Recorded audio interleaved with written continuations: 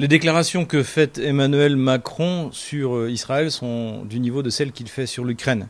La France n'est pas capable d'intervenir sérieusement pour aider Israël. Elle ne va bien sûr pas envoyer de troupes, elle ne peut pas envoyer du matériel de manière, significative. La seule chose qu'elle pourrait faire peut-être, c'est d'intervenir avec ses avions pour protéger le ciel israélien. Et encore, ce serait rien par rapport à ce que, évidemment, feront les États-Unis ou même l'Angleterre. Donc la France a peu de ressources, mais Emmanuel Macron a de gros problèmes à l'intérieur du pays. Et donc, pour réagir à ces problèmes à l'intérieur du pays, il s'agite sur la scène internationale, donc on le voit beaucoup voyager, on le voit menacer la Russie, et puis on découvre peu de temps après qu'il manque 8 milliards dans le budget de la défense français. Et donc là, pareil, on le voit s'agiter autour du conflit israélo-palestinien en soutenant Israël et toujours en proposant sa médiation. Donc ce qui est complètement absurde.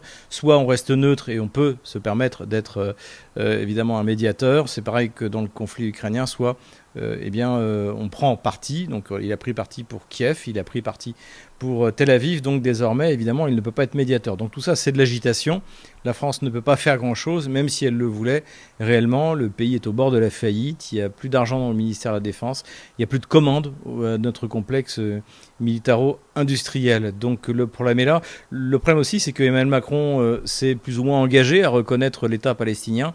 Et donc il s'est mis à dos une bonne partie des groupes de pression pro-israéliens en France. Donc il doit réagir par rapport à ça et apporter son soutien à Israël dans son attaque contre l'Iran. Évidemment, c'est un moyen de le faire. Voilà. Et de manière générale, ce qu'on peut dire aussi, c'est que de toute manière, quoi qu'il arrive, Emmanuel Macron s'alignera sur la politique des néoconservateurs américains. C'est le fond de sa politique étrangère.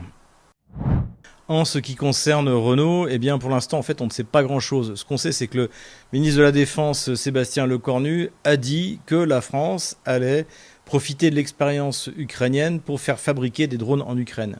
Alors il faut savoir que les drones qui sont fabriqués en Ukraine, en fait, ce sont des assemblages de sous-ensembles importés, donc essentiellement importés de Chine.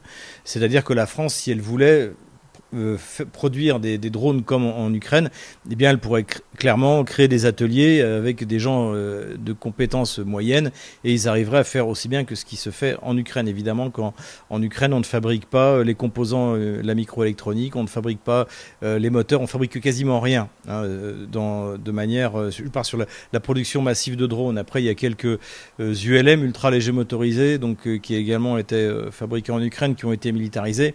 Mais tout ça, il n'y a absolument rien de compliqué. Donc il n'y a absolument aucun intérêt pour la France à externaliser, envoyer faire fabriquer en Ukraine des systèmes qu'elle pourrait fabriquer elle-même avec une énergie qui lui coûtera moins cher, puisqu'aujourd'hui, le problème de l'Ukraine, c'est l'énergie. Et surtout, quand vous construisez un atelier de production ou une usine en Ukraine, qui peut être bombardée le lendemain par les vecteurs russes, ça n'a absolument aucun sens. Donc je crois surtout que c'est un discours qui est à destination toujours de la propagande de guerre d'Emmanuel Macron, de faire croire qu'on fait quelque chose en Ukraine. En fait, on ne fait rien parce qu'on ne peut rien faire. On n'est pas capable de former une brigade. On l'a montré, la formation de la brigade soi-disant Anne de Kiev a été une véritable catastrophe. On a très peu de matériel réellement efficace à envoyer. On envoie, oui, ces armes, on en a envoyé très peu finalement. Et puis les munitions, on peut envoyer, d'après Sébastien Lecornu, 5000 obus de 155 mm par mois. 3000 obus, pardon. On peut envoyer, 3000 obus de 155 mm par mois, c'est-à-dire ce que l'armée russe consomme le matin, en fait, un matin, sur n'importe quel jour. Donc tout ça n'est pas très signifiant. Donc évidemment, on a commencé à faire des grandes déclarations de coopération militaro-industrielle. Et dans son discours, Sébastien Lecornu a laissé entendre qu'il y aurait un fabricant automobile. Il ne l'a pas nommé.